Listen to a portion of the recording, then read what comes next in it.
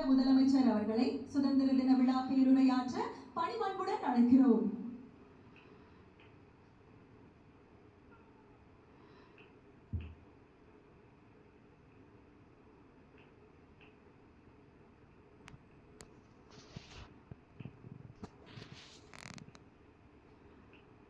தமிழ்நாடு சட்டமன்ற பேரவைத் தலைவர் அவர்களே,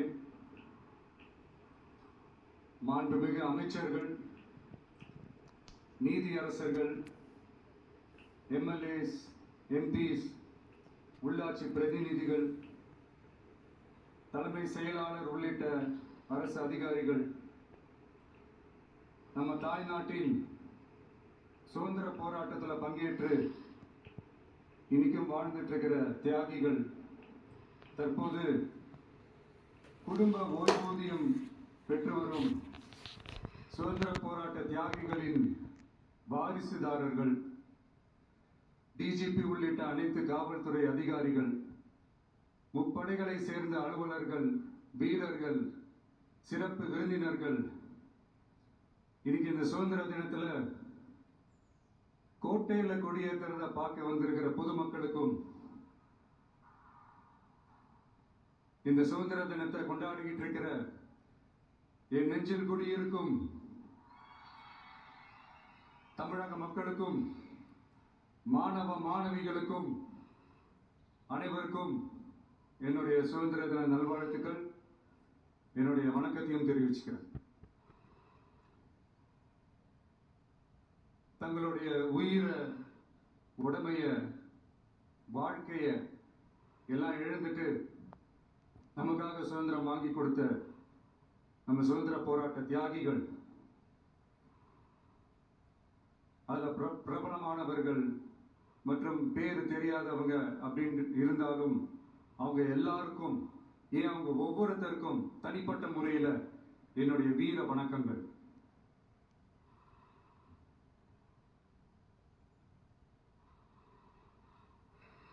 நம்மள ஒரு அடிமை மாதிரி வச்சிருக்காங்க அப்படின்னு தெரிஞ்சிட்டாலே மக்கள் மத்தியில் ஆட்டோமேட்டிக்கா ஒரு ஒற்றுமை ஒன்று வர ஆரம்பிக்கும்.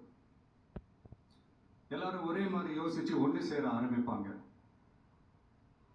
அப்படி ஒன்று சேர்ற இடத்துல தான் சாதி உடையும், மதம் உடையும், மொழி, இனம் இந்த மாதிரி எல்லாமே உடைஞ்சி நொறுங்கும்.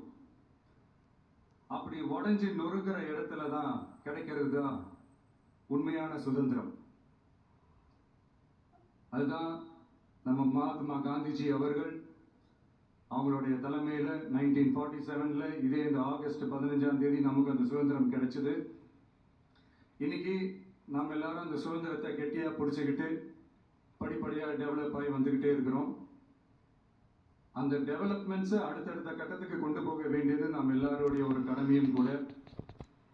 இந்த நேரத்தில் நம்ம தமிழ்நாட்டை லஞ்சத்திலிருந்து, ஊழலிருந்து காப்பாற்றுறதும் ஒரு மிகப்பெரிய ஒரு விடுதலைக்கு சமமான ஒரு விஷயம்தான். அதை நோக்கி தான் நம்ம அரசும் செயல்பட்டுக்கிட்டு வந்துகிட்டு இருக்கு.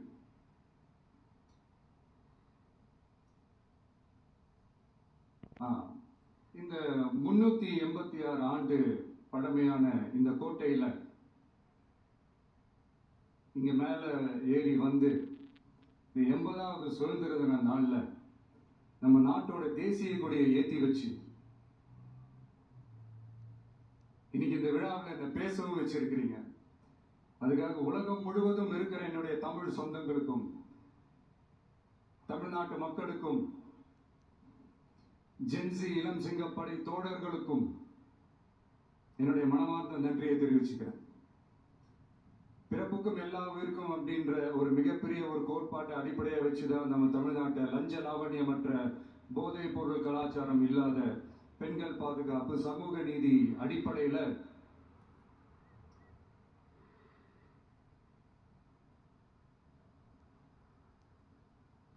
உண்மையான ஒரு நிர்வாகமா இது நம்ம செயல்பட்டு வந்துகிட்டு இருக்கிறோம். பொது வாழ்வுல சமரசம் இருக்கவே கூடாது.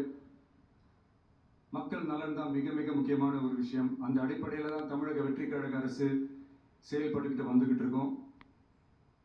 அதே அடிப்படையில் தான் மக்கள் நலன் சார்ந்த திட்டங்கள்லையும் நம்ம சென்ட்ரல் கவர்மெண்டோட நிர்வாக ரீதியாக ஒத்துழைப்போட இருக்கிறோம். But at the same time நம்ம தமிழ்நாடு கொள்கைகள்னு வந்துட்டா மாநில உரிமைகளுக்கு எதிரான முடிவுகளையும் சரி, தமிழ்நாட்டுக்கு எதிரான கொள்கை முடிவுகளையும் சரி நம்ம டிவிகே அரசு எப்பவுமே எதிர்க்கும். அதுல எந்த மாற்று கருத்துமே கிடையாது. அதே மாதிரி இதுக்கு முன்னாடி நிறைய திட்டங்கள்லாம் கொண்டு வந்திருக்காங்க. அதுல எதெல்லாம் மக்களுக்கு யூஸ்ஃபுல்லா இருக்கிற மாதிரி திட்டங்கள் இருக்கோ அதெல்லாம் கண்டினியூ பண்ணிக்கிட்டு தான் இருக்கிறோம். ஃபார் எக்ஸாம்பிள் ஜெயலலிதா மேடம் கொண்டு வந்த அம்மா உணவகம் திட்டம், அதை இன்னும் மெருகேற்றி கண்டினியூ பண்ணிக்கிட்டு தான் இருக்கிறோம். அது மாதிரி காலை உணவு திட்டம், அதையும் இன்னும் விரிவுபடுத்தி 6th ஸ்டாண்டர்ட்லேருந்து 8th ஸ்டாண்டர்ட் வரைக்கும் அதையும் விரிவுபடுத்தி வர செப்டம்பர் 17ஆம் தேதி பெரியார் அவர்களுடைய பிறந்த நாள் அன்னைக்கு அதை தொடங்க இருக்கிறோம். ஸோ நம்மளுடைய அரசு, உங்களுடைய அரசு இந்த 3 மாதம் ஆகுது. இந்த 3 மாசத்துல விவசாயிகளின் பயிர்க்கடன் ரூபாய் 5032.23 கோடி தள்ளுபடி செய்யப்பட்டுள்ளது. குறுவை சாகுபடி தொகுப்பு திட்டத்திற்கு ரூபாய் 134.83 கோடி வழங்கப்பட்டுள்ளது.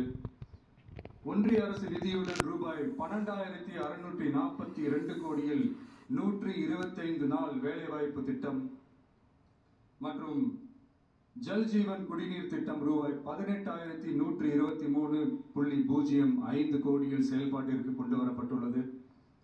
சுகாதாரத்துறையில் சேவைக்கு நலம் AI செயலி கொண்டு வரப்பட்டுள்ளது.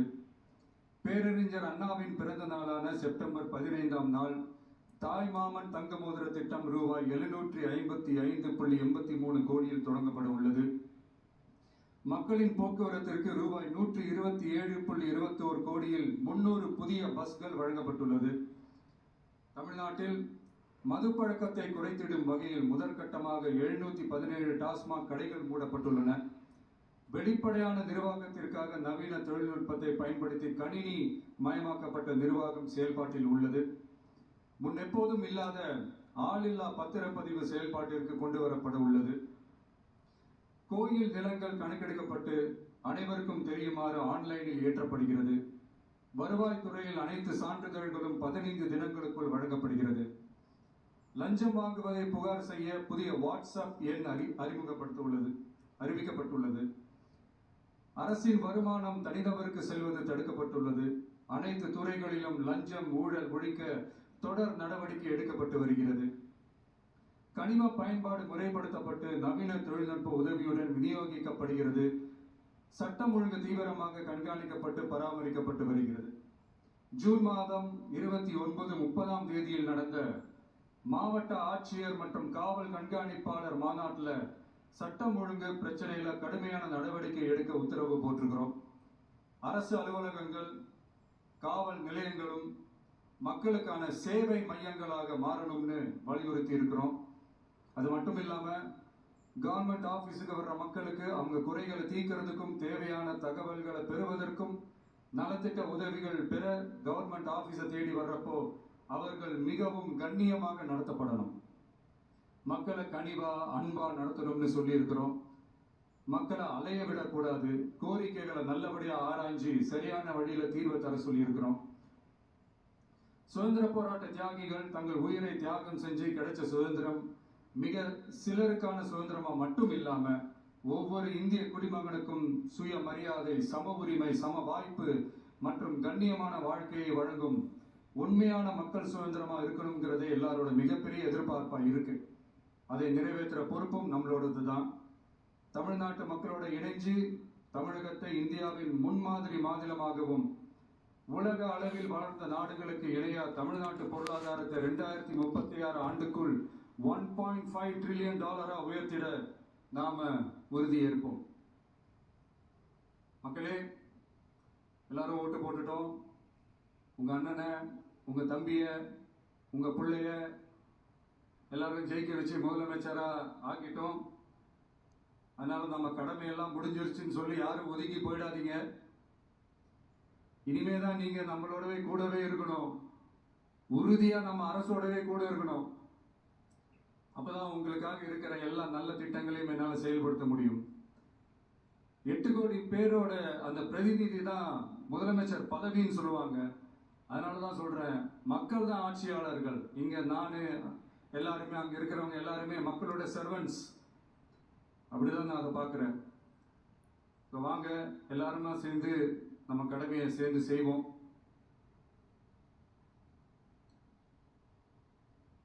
நம்ம அரசுக்கு எதிரான சக்திகளையும் சரி சதிகளையும் சரி முறியடிப்போம். நீங்க எல்லாரும் நம்மளோட இருக்கும்போது எனக்கு வேற என்னங்க கவலை? தாய்நாட்டிற்காக தன்னலமற்ற தியாகம் செய்து நமது நாட்டின் பாதுகாப்பிற்காக அரும்பாடுபட்ட முன்னாள் படை வீரர்களின் நலன் கருதி அவர்களது 2 மகள்களுக்கும் வழங்கப்படும் திருமண நிதி உதவி 25,000 ரூபாயிலிருந்து 50,000 ரூபாயாக உயர்த்தி வழங்கப்படும். 2.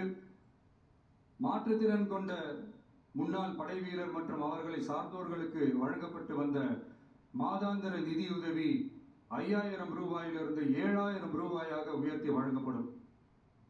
3. மாநில அரசால் விடுதலை போராட்ட வீரர்களுக்கு வழங்கப்பட்டு வரும் மாதாந்திர ஓய்வூதியம் 23,000 ரூபாயாக உயர்த்தி வழங்கப்படும். 4. மாநில அரசால் விடுதலை போராட்ட தியாகிகளின் குடும்பங்களுக்கு வழங்கப்பட்டு வரும் மாதாந்திர குடும்ப ஓய்வூதியம் 12,500 ரூபாயாக உயர்த்தி வழங்கப்படும். 5. வீரபாண்டிய கட்டபொம்மன், முத்துராமலிங்க, விஜய ரகுநாத சேதுபதி, மருது சகோதரர்கள் மற்றும் பாபு சிதம்பரனார் ஆகியோரின் வழித்தோன்றல்களுக்கு வழங்கப்பட்டு வரும் மாதாந்திர சிறப்பு ஓய்வூதியம் 11,500 ரூபாயாக உயர்த்தி வழங்கப்படும். இவற்றிற்கான அரசாணைகள் அரசால் வெளியிடப்பட்டுள்ளது. I once again extend my respectful greetings and salute the people of Tamil Nadu who has broken the caste and religious considerations, rejecting money and muscle power, and gave us an overwhelming support to establish people-centric and social justice government. We are on a mission mode to achieve corruption-free government. We want our people to develop zero tolerance towards corruption. And we appeal to the officials and the people of Tamil Nadu to make our state corruption-free. இன்னைக்கு இந்த விழாவில் பரிசு வாங்க போற, பாராட்டுகளை வாங்க போற, விருதுகளை வாங்க போற அனைவருக்கும் என்னுடைய வாழ்த்துக்களை தெரிவிச்சுக்கிறேன். இந்த விழாவை ரொம்ப அழகா ஏற்பாடு செஞ்ச பொதுத்துறை செயலாளர் அவர்களோடு சேர்ந்து அலுவலர்களுக்கும், பிராக்டிஸ் பண்ணி சிறப்பான பரேட் நடத்திய காவல்துறை நண்பர்களுக்கும், இந்த விழாவை ரொம்ப பாதுகாப்பாக நடத்திய காவல்துறை அதிகாரிகளுக்கும், ஊடகத்துறை நண்பர்களுக்கும், சமூக ஊடகத்துறை நண்பர்களுக்கும் என்னுடைய மனமார்ந்த நன்றியை தெரிவிச்சுக்கிறேன். கான்ஃபிடென்ட்டா இருங்க, நல்லதே நடக்கும், வெற்றி நிச்சயம். மீண்டும் சந்திக்கும் வரை நன்றி, வணக்கம்.